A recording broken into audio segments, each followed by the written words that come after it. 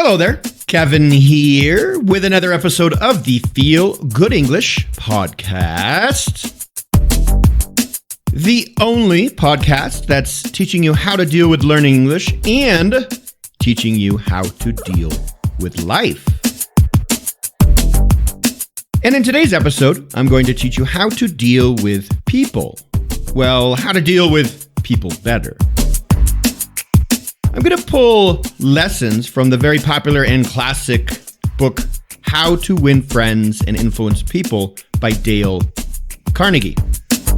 Since How to Win Friends and Influence People was published in 1936, it has sold millions and millions of copies. The advice contained in the book is deceptively simple, but remains as effective as ever.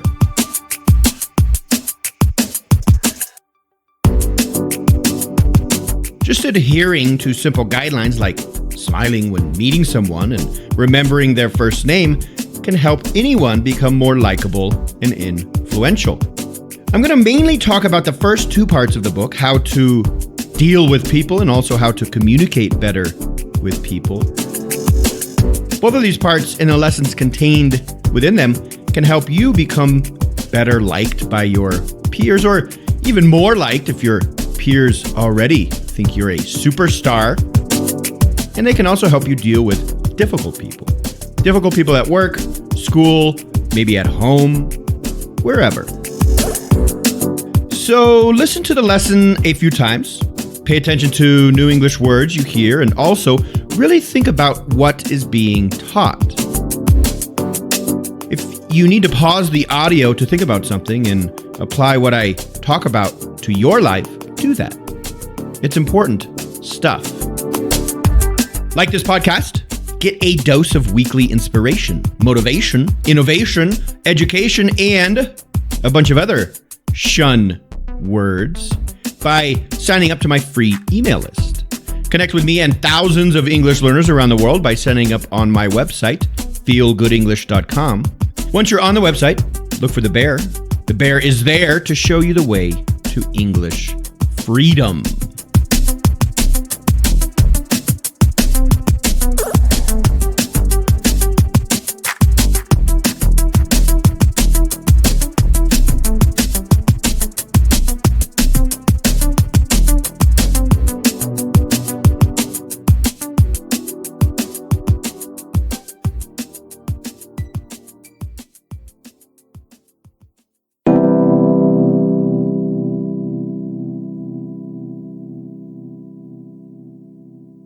So the first part here is about how to deal with, how to handle people. We all have to handle people on a daily basis. People we work with, go to school with, our families. And the purpose of this book and with the lessons I am sharing here is to help you learn skills that will make it easier for you to deal with people in your life, make it easier for you to get along with people, and make it easier for them to get along with you. And it's good to have people on your side. The first principle from the book is this: don't criticize, condemn, or complain about others.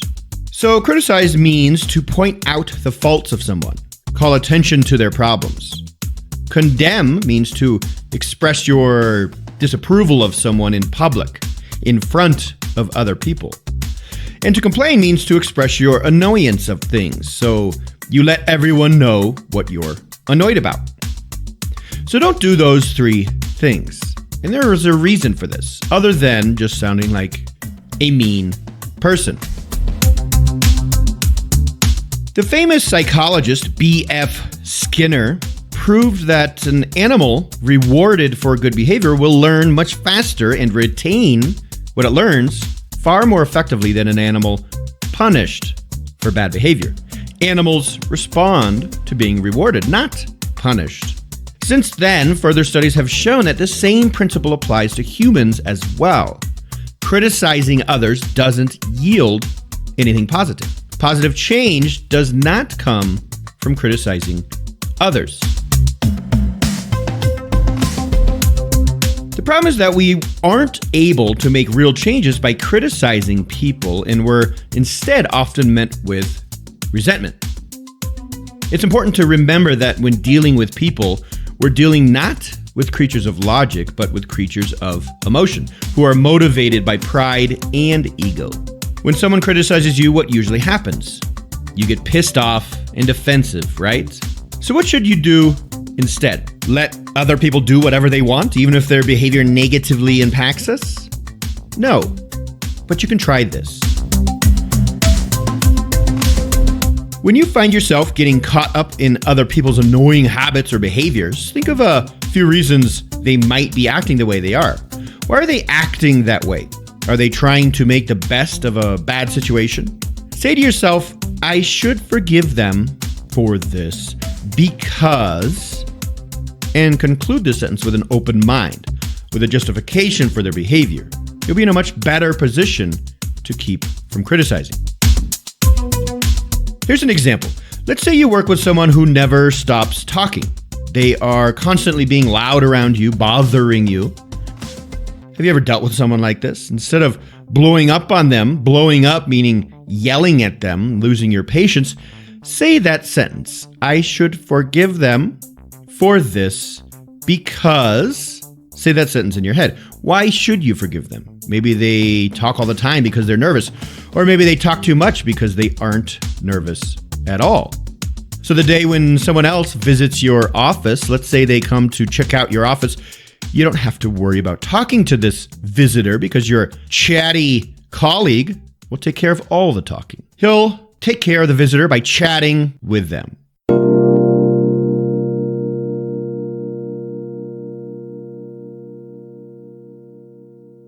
How do we get people to do something we want? By simply telling them what to do? Well, if you are a boss, a supervisor, you can tell people what to do, but you also might cause them to resent you if you simply order them around.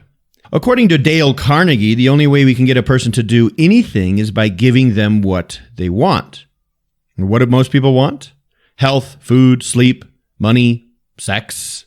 And most of these wants are usually gratified. But there's one longing, almost as deep and ingrained as the desire for food or sleep, that is seldom gratified: the desire to be important.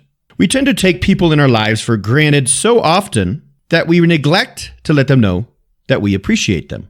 And when we feel appreciated by someone, we want to help that person, correct? Think of the last time someone made you feel appreciated. Didn't you want to give back to that person? And what it all comes down to is simply telling the person what you like about them or what they are good at. Telling people what they're good at makes them feel great, by the way. Try it out. But we also want to avoid flattery. We must be careful to keep in mind the difference between appreciation and flattery. Flattery seldom works with smart people, as it is shallow, selfish, and insincere. What is flattery? Flattery is giving other people praise or positive feedback with your own selfish intentions in mind. You say nice things about other people just so they will give you something in return. You could say that flattery comes from the tongue, appreciation comes from the heart. You ever heard someone say this in a movie or show or something? Oh, don't flatter me. Stop flattering me. Day in and day out, we spend most of our time thinking about ourselves. But if we stop thinking about ourselves for a bit and start thinking about other people's strengths, we wouldn't have to resort to cheap flattery, and we could offer honest, sincere appreciation. With words of true appreciation, we have the power to completely change another person's perception of themselves, improve their motivation, and be a driving force behind their success. When you think about it like that, when we have nothing to lose and only positive outcomes to gain, why wouldn't we offer genuine appreciation more often? So try to show your appreciation for others. Don't get crazy with it and go around telling everyone how great they are, but if you genuinely feel like someone is good at something and want to point that out to them, go for it.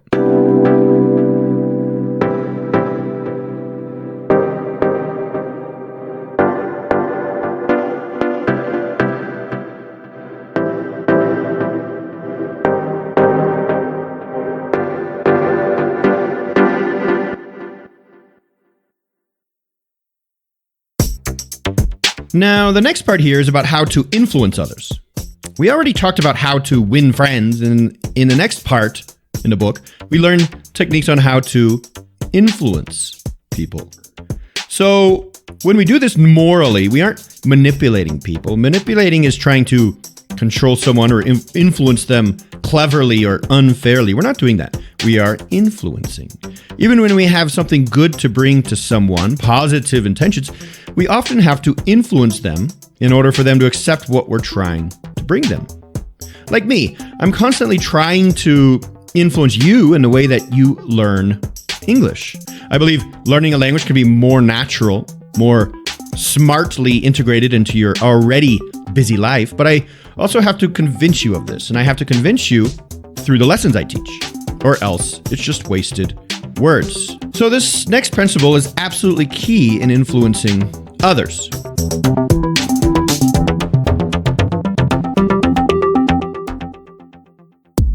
To convince someone to do something, we have to frame it in terms of what motivates them. And in order to do that, we have to be able to see things from their point of view as well as our own. If we can put aside our own thoughts, opinions, and wants and truly see things from another person's perspective, we will be able to convince them that it is in their best interest to do whatever it is we're after. How do we do this? Well, try this. Next time you want to persuade someone to do something, before you speak, pause and ask yourself, how can I make this person want to do what I want them to do? How can I frame this in terms of his or her wants? What are their intentions here? And how can I connect their intentions with what I am suggesting? To be honest, it's not that easy, and it's a skill. You have to know how to speak in terms of someone else's intentions.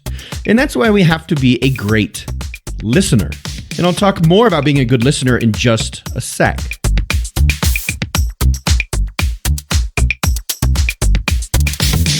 So in order to influence others, we have to adapt their viewpoint. We have to know what they want in a situation and ask them to do something based on that.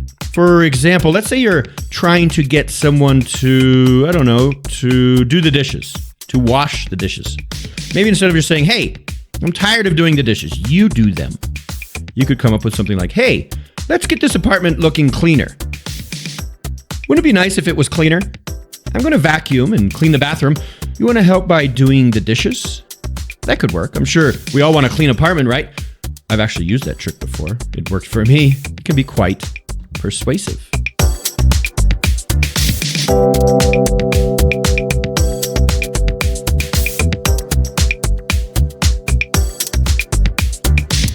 The next principle, this is a great one, is to stop arguing.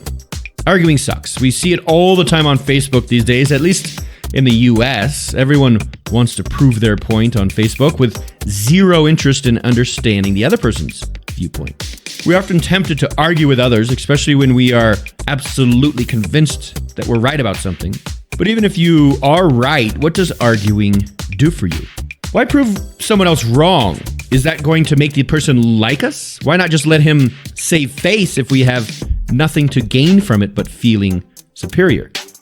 Not to mention, 9 times out of 10, arguing just results in the other person even more firmly convinced that he or she is right. And this point from the author is great. According to Carnegie, it's impossible to win an argument. I'll say that again. It's impossible to win an argument. If we lose the argument, well, in theory, we lose. And if we win the argument, we have made the other person feel inferior, hurt his pride, and made him resent us. In other words, we still lose.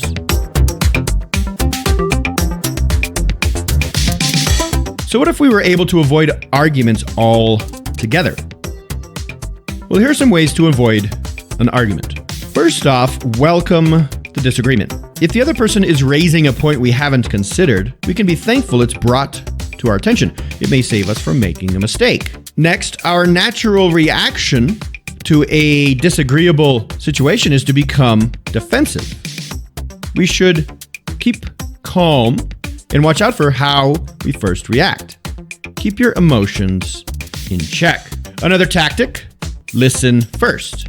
We can give our opponents a chance to talk without interrupting and let them finish without resisting, defending, or debating. Easier said than done, but Just keep your mouth shut. Another tip, look for areas of agreement. Surface those first. Talk about what you could agree on first. Also, be honest. Look for areas where we can admit error and apologize for our mistakes. This helps reduce defensiveness. And lastly, postpone action to give both sides time to think through the problem.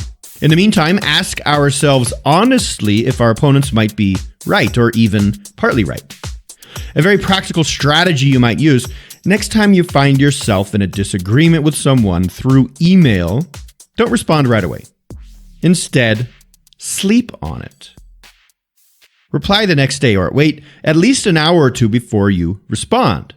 You'd be surprised how much perspective you can gain by giving yourself a bit of time to think the situation over. This has happened to me several times. Sometimes I have regretted responding to someone's rude email instantly, letting my emotions dictate my response. And other times, after waiting an hour for my emotions to calm down, I have gained a totally different perspective, a smarter perspective. So be patient. Always know that we can really misinterpret how people are feeling by reading their text. Emails and text messages can be very deceiving. Don't let your emotions dictate your response.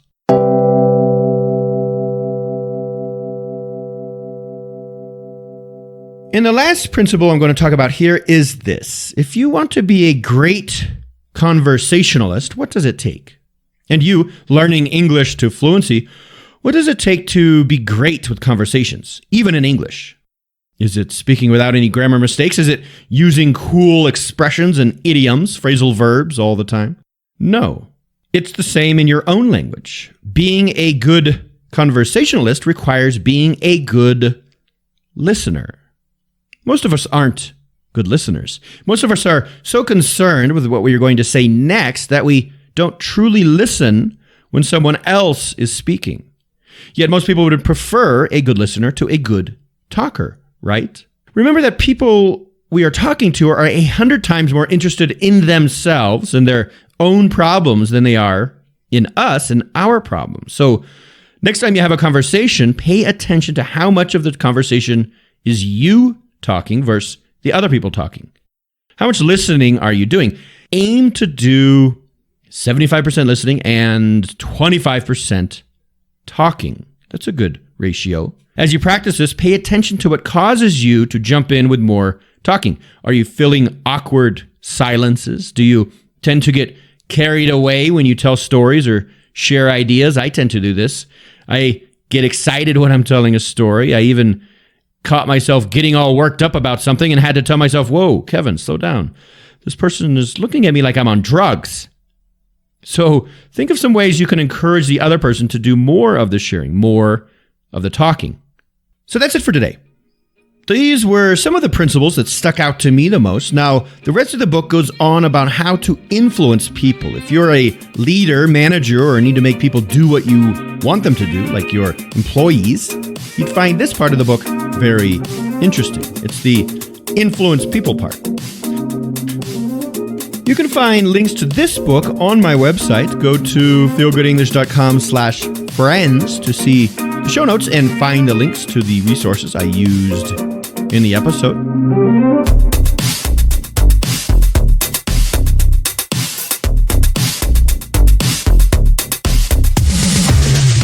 I hope the message you took from today is that people want to feel important. And if we make them feel important, our relationships will expand. Work relationships and social relationships too. Quick question for you. Do you really like this podcast? Well, you could simplify your life by making Feel Good English your main English learning resource. With the Feel Good English membership, you get 2 complete lessons per month to help you reach that next level of English fluency. In each lesson, I take the podcast episode you're hearing now and transform it into a powerful English learning tool. Become a more effective speaker and a more confident speaker by becoming a Feel Good Premium member. Go check out how the premium program works for free at feelgoodenglish.com/go. And that will do it for today. I'll be back in a couple weeks with a new lesson on life and English. Until then, You have 2 weeks to really learn from this lesson deeply. Deep like the ocean. Talk soon. Bye-bye.